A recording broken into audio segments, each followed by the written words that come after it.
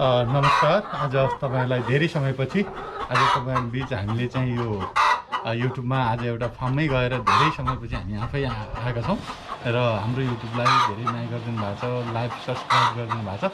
म यसका लागि हार्दिक धन्यवाद दिन चाहन्छु र हामीले हाम्रो सब्स्क्राइबमा 5000 जनाभन्दा बढी पुग्नु भएको छ। यसका लागि पनि हामी हार्दिक सम्पूर्ण हाम्रा दर्शकहरुप्रति हार्दिक आभार व्यक्त गर्न चाहन्छु। र आज हामीले बाख्रा पालन सम्बन्धी एउटै भिडियोमा एकमुष्ट कुरा चाहिँ राख्ने कोसिस गरेका छौं। सर्वप्रथम हामी व्यवस्थापनको कुरा गर्छौं, त्यसपछि हामी गएर स्वास्थ्यका कुरा गर्छौं। आज हामी चाहिँ गलेम नगरपालिका 3 नम्बर वार्डमा रहेको अञ्जली कृषि तथा बाख्रा फार्म छत्री भन्ने ठाउँमा छ स्याङ्जाको र हामी यो ठाउँमै बसेर केही समय पहिला हामीले एउटा भिडियो पनि यहाँ हालेका थियौँ। फेरि आज तपाईहरुमा यही ठाउँबाट तपाईहरुमा हामीले चाहिँ यो कार्यक्रम प्रस्तुत गर्नेछौँ र यो कार्यक्रममा तपाईहरुलाई व्यवस्थापन सम्बन्धी जानकारी मैले दिनेछु भने स्वास्थ्य सम्बन्धी जानकारीमा चाहिँ भेटनरी डाक्टर अनिश सापकोटा सरले चाहिँ तपाईहरुलाई जानकारी गराउनुहुन्छ। सर्वप्रथम चाहिँ बाख्रा पालन सुरु गर्नुभन्दा अगाडि गर्नुपर्ने के हो त त्यो कुरामा हामी छलफल गरौँ। पहिलो कुरा चाहिँ बाख्रा पालन गर्नुभन्दा अगाडि हामीले ठाउँको छनौट, जसलाई चाहिँ साइट सिलेक्सन भन्छ, हामी चाहिँ ठाउँको छनौट गर्नुपर्छ। ठाउँको छनौट गर्दा हामीले के कुरालाई ध्यान दिने भन्दा बाख्रालाई गर्मी ठाउँ चाहिन्छ। बाख्रालाई चिसोभन्दा गर्मी ठाउँ मनपर्ने भएको हुनाले सम्भव भएसम्म हामी चाहिँ दक्षिण फर्केको जमिन बाख्राको लागि उपयुक्त हुन्छ। चिसो नहुने जमिनमा चाहिँ हामी चाहिँ बाख्रा पाल्ने ठाउँको छनौट गर्नुपर्छ।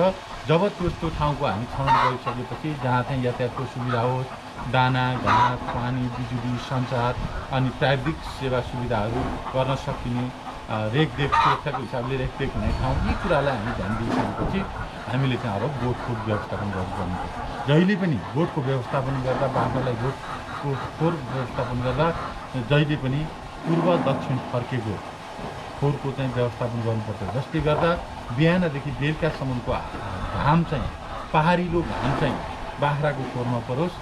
जस्तो यो खोर बनाउँदाखेरि तपाईहरुले यो खोरलाई देखिरहनु भएको छ, यसको धुरीबाट बिहानबाट उदाएदेखि अस्ताएसम्म यो बाख्राको खोरको धुरीमा घाम पर्छ। यसको मतलब यहाँ एकदम न्यानो छ, गर्मी पनि छ र हामीले चाहिँ दुईटा कुरालाई ख्याल गर्नुपर्ने हुन्छ।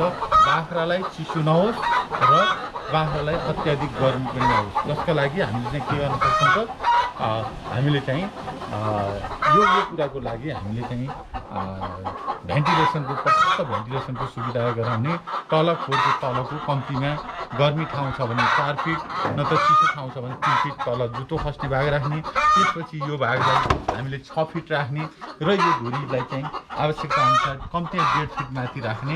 यसरी राखिसकेपछि यो चाहिँ यो जुन भाग हुन्छ यसमा चाहिँ काठहरू राखिदिने र यो चाहिँ हामीले न्यानो घाम बाट जोगाउनलाई पनि हुन्छ। र अर्को कुरो यसमा कहिलेकाहीँ घाँसहरू, सुक्खा घाँसहरू पनि राख्न सक्छौँ। हामीले यो कुरालाई ख्याल गरिसकेपछि हामी अब चाहिँ के गर्नुपर्छ त बाख्राको छनौट, बाख्रा ल्याउने काममा चाहिँ हामी लाग्नुपर्ने हुन्छ। जसमा चाहिँ नेपालको हकमा चाहिँ बाख्रा पालन गर्दाखेरि तपाईहरुले जहिले पनि खरी जातको बाख्रालाई प्रमोसन गर्नुपर्ने हुन्छ। माउहरू खरी बाख्रा पाल्ने, खरी बाख्रा छान्दाखेरि खरी बाख्राहरू पनि धेरै किसिमका पाइन्छ र आफ्नो ठाउँ सुहाउँदो, आफ्नो जमिन भन्दा अलिकति माथिबाट लेकबाट बाख्राहरू तल झार्ने र यसरी झार्दा हामीले चाहिँ पाएसम्म खरी बाख्रामा पनि हामीले भन्ने गरेको छ रातो राजा, कालो काजी, अरू पाजी भन्ने गरेको छ। त्यसकारण पाएसम्म रातो रङको बाख्राहरूलाई हामीले चाहिँ खरिद गर्ने, त्यो पाइयो भने कालो रङको खरिद गर्ने, त्यसपछि मात्र अरू। र त्यसमा पनि हामीले चाहिँ बाख्रामा यो बाख्राको खरी बाख्राहरूको के छ 7 प्रकारका खरी बाख्राहरूका रङहरू देखिन्छन्।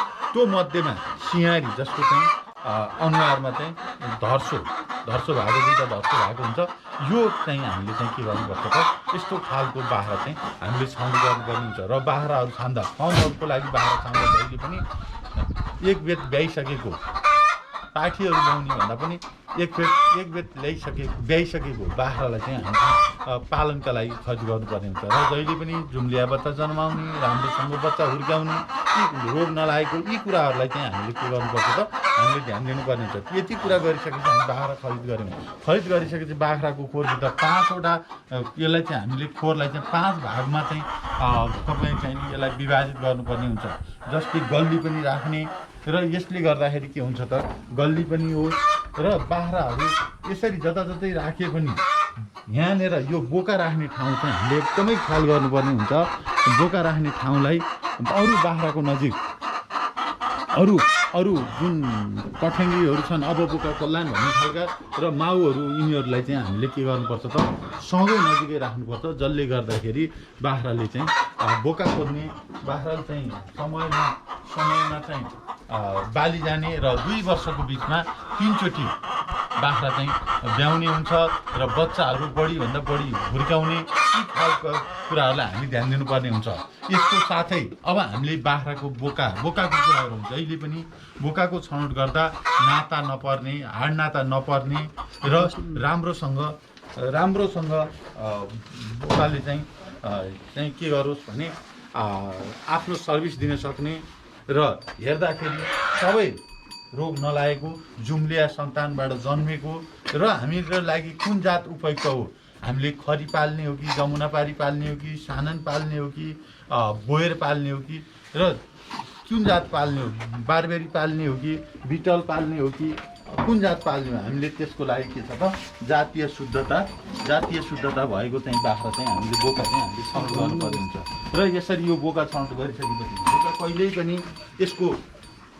यसको बिसिआर भन्छ है, बिसिआर यो बोकाको चाहिँ के हुनुपर्छ, यो चाहिँ 3 को हाराहारीमा यो चाहिँ हुनुपर्छ। 3 भन्दा बढी भयो भने यसले सर्भिस दिन सक्दैन र सर्भिस दिन ढिलो गर्छ र यो सर्भिस ढिलो हुने र अल्छी हुने भएको हुनाले यसलाई हामीले चाहिँ के गर्नुपर्छ त बोकाहरूलाई पनि एक्सर्साइज गराउनु पर्ने हुन्छ।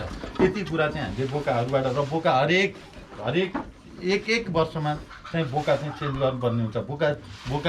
बोकाका जातीय गुणहरू, त्यसले दिएका सन्तानहरूका परिणामहरू हेरेर हामीले कुन बोकालाई कस्तो बोकालाई प्रमोसन गर्ने भन्ने कुरा चाहिँ जान्नु पर्दछ।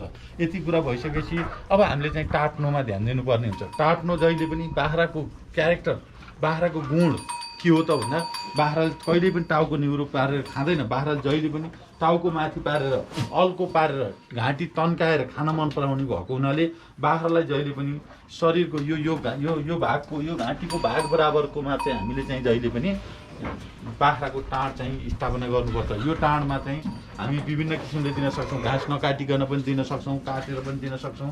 तर के हो भने नकाटिकन दिँदा भन्दा काटेर दिँदाखेरि बाख्रालाई उपयुक्त हुन्छ। बाख्रालाई त्यसरी दिँदाखेरि तल घाँस पनि खेर नजाने र बाख्राले घाँसको उपयोग पनि गर्ने, भगाहरू सबै खान सक्ने हुन्छ। र बाख्रालाई जहिले पनि बाख्रा अरू जातभन्दा फरक हो, अरू जनावरभन्दा फरक हो। यसलाई मिनरलको बढी आवश्यक पर्ने भएको हुनाले हामीले चाहिँ के गर्छौँ त यसलाई चाहिँ यो चाहिँ बुट्यान घाँसहरू जसका रेसाहरू खान मिल्छ बाख्राले, ती घाँसहरू चाहिँ हामीले उपलब्ध गराउनुपर्ने हुन्छ। बाख्रालाई भुइँघाँसले मात्रै हुँदैन, बाख्रालाई हामी विभिन्न घाँसहरूको प्रयोग गर्न सक्छौँ। यति कुरा गरिसकेपछि हामीले चाहिँ घाँसमा चाहिँ कस्तो खालको प्रयोग गर्ने त सरदर बाख्रालाई एउटा माउ बाख्राहरूलाई हामीले हिसाब गर्दाखेरि 5 किलो हरियो घाँसको आवश्यकता पर्दछ। त्यो 5 किलो हरियो घाँसमा हामी चाहिँ 3.5 किलो हामी अकोसे घाँसबाट दिन्छौँ भने 1.5 किलो चाहिँ हामी चाहिँ कोसे घाँसबाट दिनुपर्ने हुन्छ। यसरी हामी जब घाँसको व्यवस्थित तरिकाले दिन सक्छौँ त्यसपछि मात्रै हामीले दाना चाहिँ कम चाहिँ दिए पुग्छ, अथवा थोरै दिए पनि उसलाई चाहिँ